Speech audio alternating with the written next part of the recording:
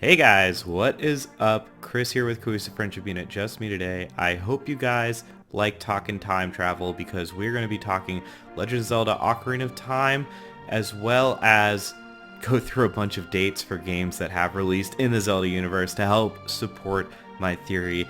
Hold on to your seats, guys. We're not talking Breath of the Wild 2, but we're talking the game after Breath of the Wild 2, and why I think it could and very well should take place in the Zelda Ocarina of Time zeitgeist, in that realm, right?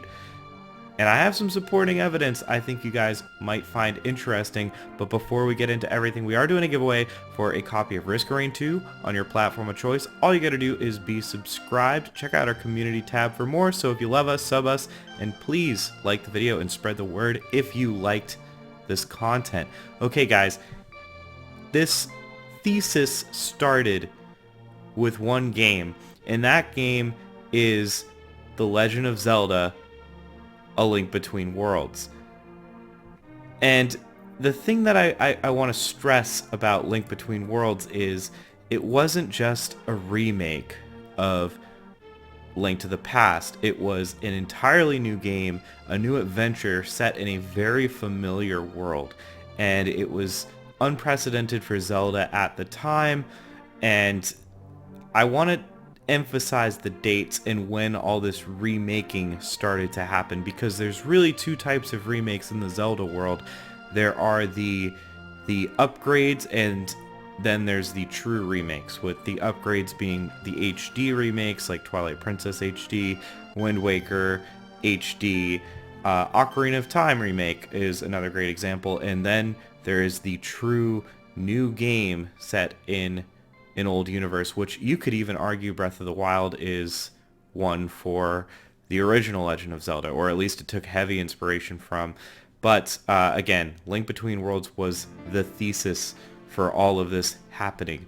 So the first thing I want to talk about is A Legend of Zelda: A Link to the Past. That came out November 21st, 1991. Almost 22 years to the day later, on November 22nd, 2013, we got A Legend of Zelda: Link Between Worlds. So almost a 22-year gap.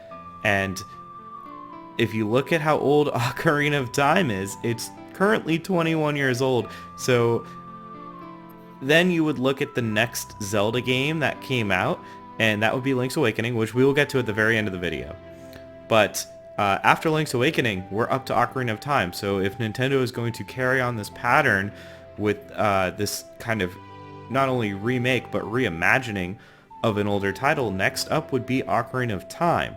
And Ocarina of Time is about 21 years old right now. So this is slotting in perfect with being the next game after Breath of the Wild 2.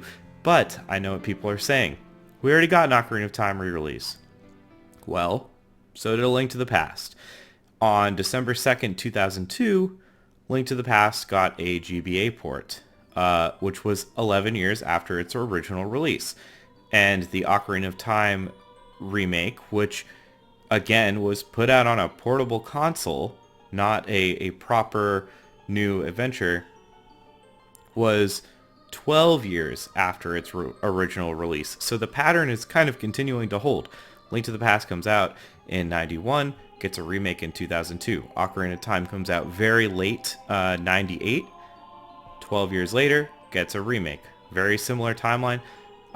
Another few years later, 22 years to the day after Link to the Past, we get Link Between Worlds. I would argue 22, 23, maybe-ish, we would get this new Ocarina of Time spiritual sequel, spiritual successor, whatever you want to call it.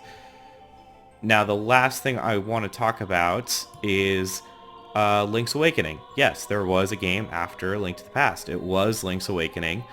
That was remade 25 years later in the form of Link's Awakening. And that's an interesting case, right? Because that kind of sits somewhere in between the two types of Zelda remakes that I talked about at the beginning of the video. It's not just an up-res or a minor change with some sound differences. it is, but it's not a different game, right? It's still very much the same game with very minimal enhancements. And the reason I think this Ocarina of Time game won't be that and will be something closer to A Link Between Worlds is because we already said the remake on the 3DS kind of served the same purpose as the Link's Awakening remake did for Link's Awakening. So we already have a new asset version of the game. I think now is the time to step it up. And if we follow the Link to the Past trend, it seems likely to me.